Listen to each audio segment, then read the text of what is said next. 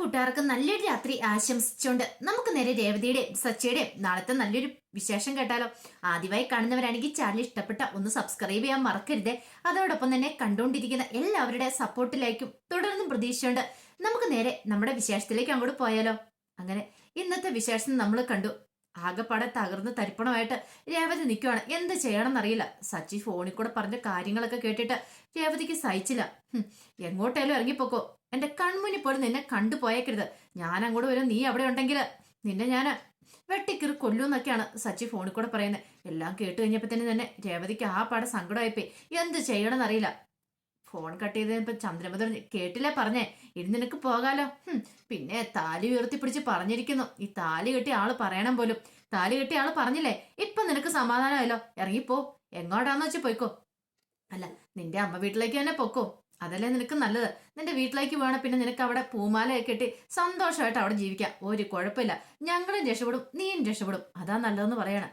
അങ്ങനെ രേവതിനെ അവിടെ നിന്ന് ഇറക്കി വിടുക. രേവതിക്ക് വല്ലാത്ത സങ്കടമായി. എന്ത് ചെയ്യണമെന്നറിയില്ല. അവിടുന്ന് കരഞ്ഞോണ്ടാണ് ഇറങ്ങിപ്പോരുന്നത്. സച്ചേട്ടൻ ഇങ്ങനെ പറയുന്ന ഒരിക്കലും പ്രതീക്ഷിച്ചില്ല. തന്റെ നിരപരാധിത്വം അതെനിക്ക് തെളിയിക്കണമെന്നുണ്ടായിരുന്നു. ഇനിയിപ്പൊ ആരോടും ഒന്നും പറഞ്ഞിട്ട് കാര്യമില്ല. ആരും തന്നെ വിശ്വസിക്കാനും പോകുന്നില്ല. ആ ഒരു വിഷമത്തില് രേവതി വീട്ടിലേക്ക് പോരുക. ആ സമയം സച്ചി നേരെ ശ്രീകാന്ത് ജോലി ചെയ്തിട്ടുണ്ടെന്ന റെസ്റ്റോറൻറ്റിലേക്ക് അങ്ങോട്ട് ചെല്ലുവാണ്. അപ്പം അങ്ങനെ ചെന്നിട്ട് അങ്ങോട്ട് നിന്നിച്ചു. അതെ, ശ്രീകാന്ത് എന്ത് ചോദിക്കുകയാണ് ശ്രീകാന്തിന്റെ ഫ്രണ്ടിനോട്. പറഞ്ഞു, ചേട്ടാ ശ്രീകാന്ത് വന്നിട്ടില്ല എന്ന് പറയണം. വന്നിട്ടില്ല, വെറുതെ നീ കള്ളത്തരം പറയില്ലെന്ന് പറയണം. ഇല്ല, സത്യമായിട്ടും വന്നിട്ടില്ലെന്ന് പറയണം. വെറുതെ അവനെ അകത്ത് ഒളിപ്പിച്ചു വെച്ചിട്ട് എന്നോട് കള്ളത്തരം പറഞ്ഞാണ്ടല്ലോ എന്നും പറഞ്ഞിട്ട് സച്ചി അവിടെ കിടന്ന് ഒച്ചപ്പാടുണ്ടാക്കുക. ചേട്ടാ റെസ്റ്റോറൻറ്റാ, ഒച്ചപ്പാടുണ്ടാക്കല്ലേ, ഇങ്ങോട്ട് വാന്നും പറഞ്ഞിട്ട് സച്ചിയുടെ കയ്യിലേക്ക് കയറി പിടിച്ച് പുറത്തേക്ക് കൊണ്ടുവരുവാണ്. എന്താ സച്ചിയേട്ട ഇങ്ങനെയൊക്കെ? ശ്രീകാന്ത് ഇവിടെ വന്നിട്ടില്ലെന്ന് പറഞ്ഞില്ലേ? അതെ, നീയൊക്കെ കള്ളത്തരം പറഞ്ഞ് അകത്ത് വെച്ചോണ്ടിരിക്കുകയെന്ന് ആര് കണ്ടു? അത് കേട്ടാൻ പറഞ്ഞു, എന്തിനാട്ടാ ഞാൻ കള്ളത്തരം പറയണേ? അല്ല, അവൻ എന്തുമാത്രം വരായിരുന്നല്ലോ. അതെ, കല്യാണം 10 ദിവസത്തെ ലീവ് വേണമെന്നും നേരത്തെ മാനേജരോട് പറഞ്ഞിട്ടുണ്ടായിരുന്നു പറയാം. ഓഹോ, അപ്പൊ അവന് ഒളിച്ചോടിപ്പോയി പെട്ടെന്ന് കല്യാണം കഴിച്ചല്ല, മുൻകൂട്ടി എല്ലാം പ്ലാൻ ചെയ്തിട്ട് പോയതല്ലേ. അവനെ ഞാൻ കാണിച്ചു കൊടുക്കുന്നുണ്ട്. ഇപ്പൊ അവൻ എന്റെ കൈ കിട്ടിയാലുണ്ടല്ലോ എന്നും പറഞ്ഞോണ്ട് അവിടെ ഇരുന്നൊരു ചെടിച്ചട്ടി എടുക്കുക. റെസ്റ്റോറന്റ് ഫ്രണ്ടിലാകുമ്പോൾ ചെടിച്ചട്ടിയും കാര്യങ്ങളൊക്കെ ഇരിക്കുമല്ലോ. ആ ചെടിച്ചട്ടി ഇങ്ങ് എടുത്തിട്ട് താഴേക്ക് ഒറ്റ ഏറം കൂടെ കൊടുക്കണം. ചട്ടി 3-4 പീസായിപ്പോയി. അപ്പൊ തന്നെ സെക്യൂരിറ്റിക്കാരൻ ഓടി വന്നു. എന്തായി കാണിക്കണമെന്ന് ചോദിക്കണം. അതെ, എന്റെ ദേഷ്യം തീർക്കാൻ എനിക്ക് പറ്റിയില്ല. അവന് ശ്രീകാന്തിനോടുള്ള അതുകൊണ്ട് സംഭവിച്ചു പോയതാ. എന്നാ ഇതിന്റെ പൈസ ചേട്ടൻ വെച്ചോ, ഇതേ ചെടിച്ചട്ടിക്ക് എത്രയാന്ന് വെച്ചാ മേടിച്ചു വെച്ചോ എന്നും പറഞ്ഞോണ്ട് സെക്യൂരിറ്റിക്കാരന്റെ കയ്യിലേക്ക് പൈസ അങ്ങോട്ട് കൊടുക്കുകയാണ്. പിന്നീട് ശ്രീകാന്തിന്റെ കൂട്ടുകാരനോട് പറഞ്ഞു, ഒരു കാര്യം ഞാൻ പറഞ്ഞേക്കാം, അവൻ ഇവിടെ വന്നിട്ടുണ്ടെങ്കിൽ എന്നോട് പറഞ്ഞേക്കണം എന്നൊക്കെ പറയാം. ചേട്ടാ ഞാൻ പറഞ്ഞേക്കാന്ന് പറയാം. ചേട്ടൻ ഇപ്പൊ തൽക്കാലത്തേക്ക് പോകാൻ പറഞ്ഞിട്ട് അയാൾ അങ്ങോട്ട് അകത്തേക്ക് കയറി പോവാ. ഈ സമയം സെക്യൂരിറ്റിക്കാരന്റെ അടുത്തേക്ക് സച്ചി ചെന്നു. കുറച്ച് പൈസ പോക്കറ്റിലേക്ക് വെച്ചു കൊടുത്തു. അതെ, എന്റെ നമ്പറൂടെ ഞാൻ തന്നേക്കാം. ആ സച്ചിയല്ല, ശ്രീകാന്ത് ഇവിടെ എങ്ങാനും വന്നിട്ടുണ്ടെങ്കിൽ ആ നിമിഷം എന്റെ നമ്പറിലേക്ക് വിളിച്ചു പറഞ്ഞേക്കണം. അതിന് വേണ്ടിയിട്ടാ ഈ പൈസ എന്ന് പറഞ്ഞ് പൈസയും കൂടെ കൊടുക്കുകയാണ്. എന്തിനേറെ പറയുന്നു. അത് കണ്ടു കഴിഞ്ഞപ്പോ അയാൾക്ക് സന്തോഷമായി. അയാൾ പറഞ്ഞു, ശരി ശരി ആയിക്കോട്ടെ, ഞാൻ വിളിച്ചേക്കാന്ന് പറയണം. അങ്ങനെ സച്ചി അവിടെ നിന്ന് പോരുക. ഈ സമയത്ത് രേവതി നേരെ വീട്ടിലേക്ക് ചെല്ലുവാണ്. അപ്പൊ വീട്ടിലാണെങ്കിലോ അതിനേക്കാളും വലിയ പ്രശ്നങ്ങൾ നടന്നുകൊണ്ടിരിക്കുക. ദേവുവിന് നല്ല സുഖമായിരുന്നു. കാരണം ലക്ഷ്മിയമ്മ കാര്യങ്ങളൊക്കെ അറിഞ്ഞിട്ടുണ്ടായിരുന്നു. അവിടെ നടന്ന പ്രശ്നങ്ങളും കാര്യങ്ങളും എല്ലാം അറിഞ്ഞു കഴിഞ്ഞപ്പോഴത്തേനും ലക്ഷ്മിയമ്മയ്ക്ക് സഹിക്കാൻ പറ്റിയില്ല.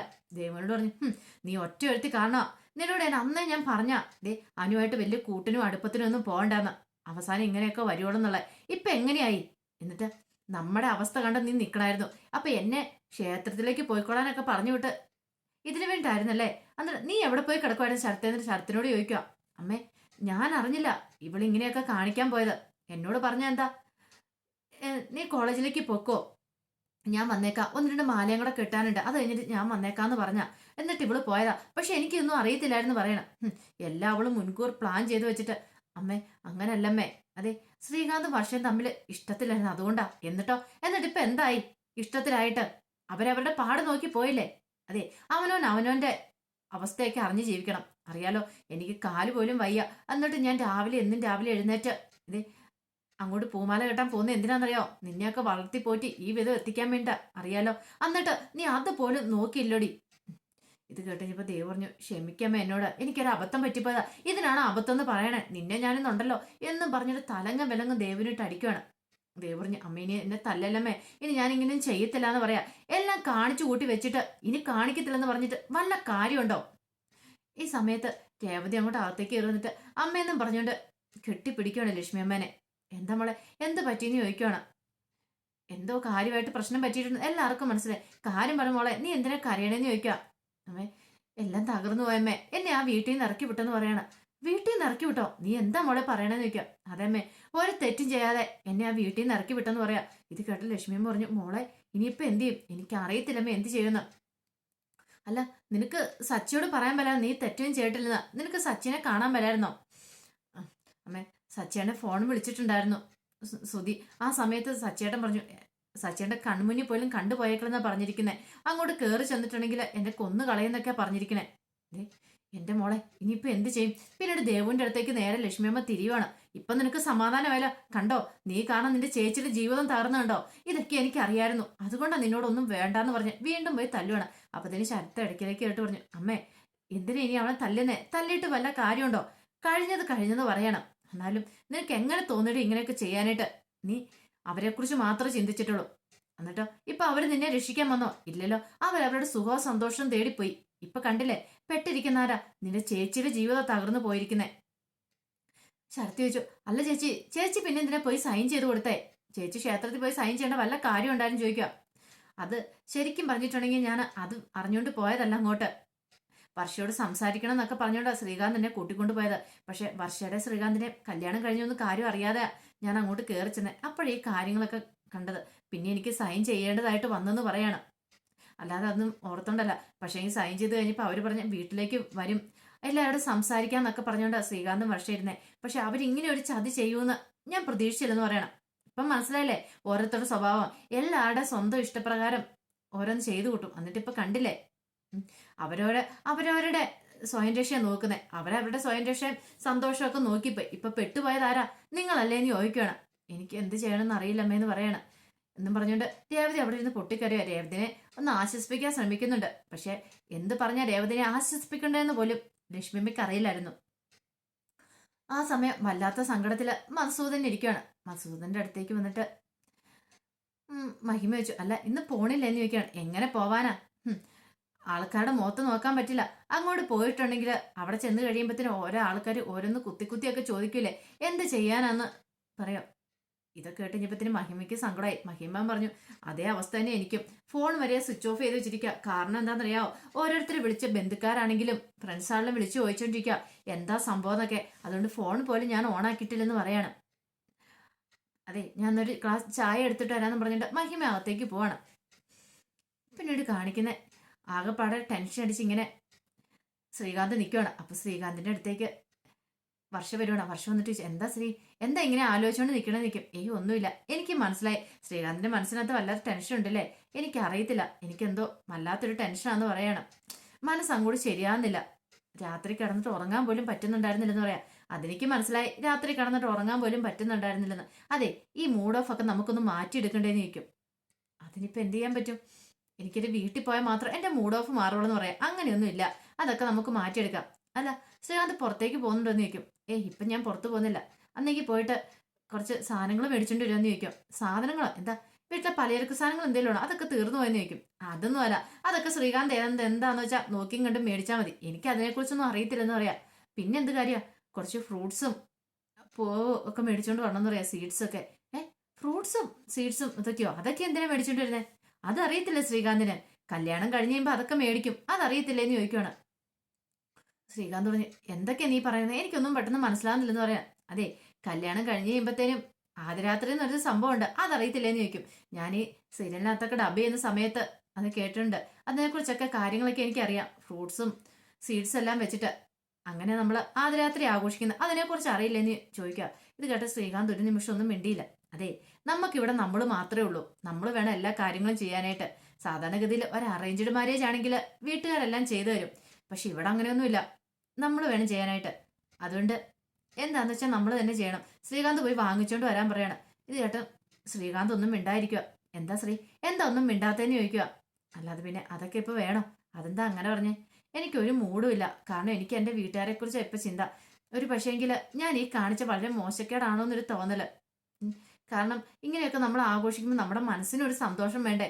പക്ഷെ എൻ്റെ മനസ്സിന് സന്തോഷം ഇല്ലെന്ന് പറയണം. കേട്ടതും വർഷം ചോദിച്ചു, അതെന്താ ശ്രീകാന്ത് അങ്ങനെ? അതറിയാലോ, എനിക്ക് എൻ്റെ വീട്ടുകാരെ കുറിച്ച് ചിന്ത. ഇപ്പൊ ഏട്ടത്തിക്ക് എന്താ ഏട്ടത്തിന്റെ അവസ്ഥ എന്തായിരിക്കും? എല്ലാവരും ഏട്ടത്തിനെ കുറ്റപ്പെടുത്തുന്നുണ്ടായിരിക്കും. അത് മാത്രമല്ല എൻ്റെ അച്ഛനെ കുറിച്ചൊന്ന് ആലോചിച്ച് നോക്കിയേ. പാവം, ഇതുവരെയായിട്ടും പോലീസ് സ്റ്റേഷൻ ഒന്നും കയറാത്ത ആളാ. ആദ്യമായിട്ടാണ് ലോക്കപ്പിൽ കിടക്കുന്നത്. അതൊക്കെ ചിന്തിക്കുന്നതിനും അപ്പുറത്തേക്കാ. ഞാൻ കാരണം ഇങ്ങനെ ഒരു അവസ്ഥയൊക്കെ ഉണ്ടായല്ലോ. എൻ്റെ അച്ഛൻ ഭയങ്കര പാവാ. എല്ലാവരുടെ മുന്നിൽ വളരെ താണ അച്ഛൻ എപ്പോഴും നിൽക്കാറുള്ളൂ. അങ്ങനെയുള്ള അച്ഛൻ ഇങ്ങനെ ഒരുത്തൊരു ഗതി വന്നതിൽ എനിക്ക് സങ്കടമുണ്ട്. അത് ഞാൻ കാരണം. ഒരിക്കലും ഞാനിങ്ങനെ പ്രതീക്ഷിച്ച കാര്യമല്ല. അതിനിപ്പോ എന്താ, അച്ഛനെ പോലീസ് സ്റ്റേഷനിൽ നിന്ന് കൊണ്ടുപോയില്ലേ, വിട്ടയച്ചില്ലേ, പിന്നെ എന്താ കുഴപ്പമെന്ന് ചോദിക്കും. അതൊക്കെ പറയാം. പക്ഷെ അച്ഛന്റെ മനസ്സിന്റെ വേദന എനിക്ക് അറിയാൻ സാധിക്കുന്നുണ്ട്. അത് മാത്രമല്ല, സച്ചേട്ടൻ ഇതൊന്നും ഒരിക്കലും സഹിക്കുന്നു ക്ഷമിക്കുന്നു എനിക്ക് തോന്നില്ല. ഇനി ഒരിക്കലും ആ വീട്ടിലേക്ക് പോകാൻ പോലും പറ്റുമെന്ന് എനിക്ക് തോന്നില്ല. ഒരു പക്ഷെ കല്യാണം കഴിഞ്ഞ് അങ്ങോട്ട് പോയാൽ മതിയായിരുന്നു. ഇത് കേട്ടതും വർഷ പറഞ്ഞു, ആഹാ, കല്യാണം കഴിഞ്ഞ് അങ്ങോട്ട് പോയിട്ടുണ്ടായിരുന്നെങ്കിൽ ഒരിക്കലും പിന്നെ നിനക്ക് എന്നെ കിട്ടത്തില്ലായിരുന്നു. എന്നെ വീണ്ടും ആ ജോക്കറിനെ കൊണ്ട് പിടിച്ച് കല്യാണം കഴിപ്പിച്ചു വിട്ടാനാ. അതാണോ നിന്റെ ആഗ്രഹം? അങ്ങനെയാണെ കുഴപ്പമില്ല എന്ന് പറയണം. അതുകൊണ്ടല്ല വർഷം ഞാൻ പറഞ്ഞേ. എൻ്റെ അവസ്ഥ പറഞ്ഞ എൻ്റെ മാനസിക നില അത്രയ്ക്ക് വളരെ ബുദ്ധിമുട്ടാണ്. കാരണം ഞാൻ അങ്ങനെ സ്നേഹത്തോടെ കഴിഞ്ഞിരുന്നേ. പെട്ടെന്നൊരു ദിവസം ഇങ്ങനെ കാണിച്ചു കഴിഞ്ഞപ്പം എല്ലാവർക്കും ഭയങ്കര ബുദ്ധിമുട്ടായി. എല്ലാവരുടെ മുഖത്ത് കരുവാരി തേച്ചിട്ടാണല്ലോ ഞാൻ വന്നേന്ന് ഓർക്കുമ്പോൾ എനിക്ക് സഹിക്കുന്നില്ല എന്ന് പറയാം. അതൊക്കെ പോട്ടെ, ഇനി അപ്പം അതിനെക്കുറിച്ച് ചിന്തിക്കണ്ട. ഇപ്പം എന്താ പ്രശ്നം? അത് രാത്രി ആഘോഷിക്കണ്ട, അത്രയല്ലേ ഉള്ളൂ. അതെ, നീയും കൂടെ നിന്റെ മനസ്സോടെ സന്തോഷമായിട്ട് മതി അതൊക്കെ. അതൊരു കാര്യം ചെയ്യാം. ഇപ്പൊ തൽക്കാലത്തേക്ക് അതൊന്നും വേണ്ട എന്ന് പറയണം. ഇത് കേട്ടും ശ്രീകാന്ത് വെച്ച്, നിനക്ക് സങ്കടം ഉണ്ടെന്നേ.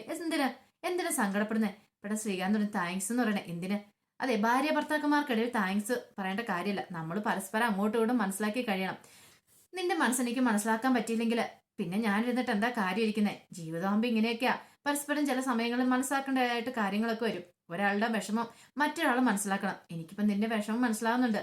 അതുകൊണ്ട് ഞാൻ കുറച്ച് ദിവസം കഴിട്ടെ.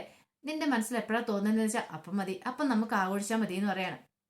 ശ്രീകാന്തിന് എന്തെന്നില്ലാത്ത സന്തോഷം തോന്നി. തന്നെ മനസ്സിലാക്കുന്ന ഒരു പെൺകുട്ടിയാണല്ലോ തന്റെ ജീവിതത്തിലേക്ക് വന്നേന്നൊരു സന്തോഷം ശ്രീകാന്തിനും ഉണ്ടാകുന്നുണ്ടായിരുന്നു. പിന്നീട് വർഷ, എന്നാൽ ശരിയെന്ന് പറഞ്ഞ് താഴേക്ക് ഇറങ്ങി പോവാണ്. അല്ല, നിനക്കെന്നോട് ദേഷ്യമുണ്ട്? എന്തിന്? ഒരു കാര്യം ചെയ്യും, എനിക്ക് നന്നായിട്ട് വിശക്കുന്നുണ്ട്. നീ എനിക്ക് എന്തെങ്കിലും ഉണ്ടാക്കിയതാ.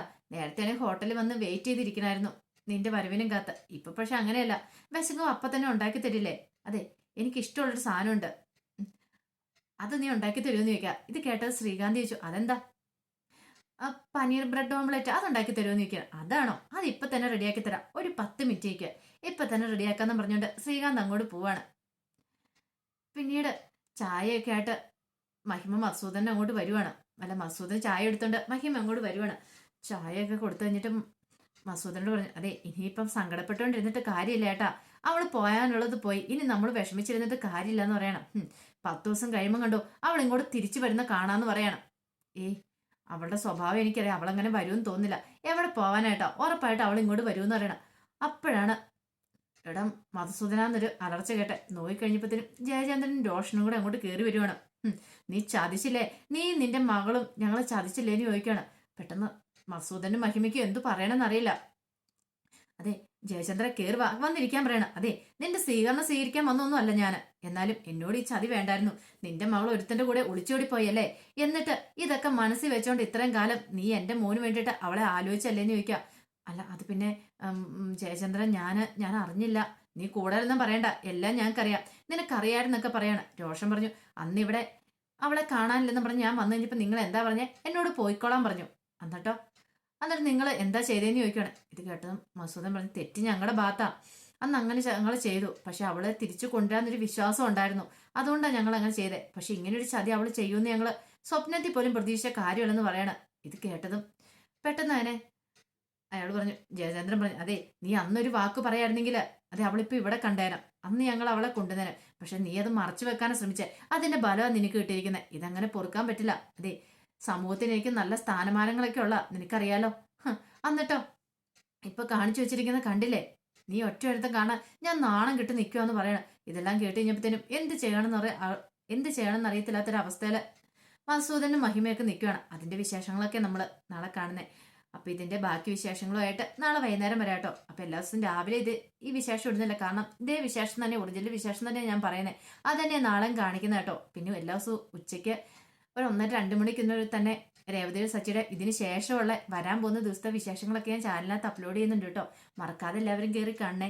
ഒരിക്കൽ കൂടി എല്ലാവർക്കും നല്ലൊരു രാത്രി ആശംസിച്ചു നിർത്തുന്നു. നന്ദി.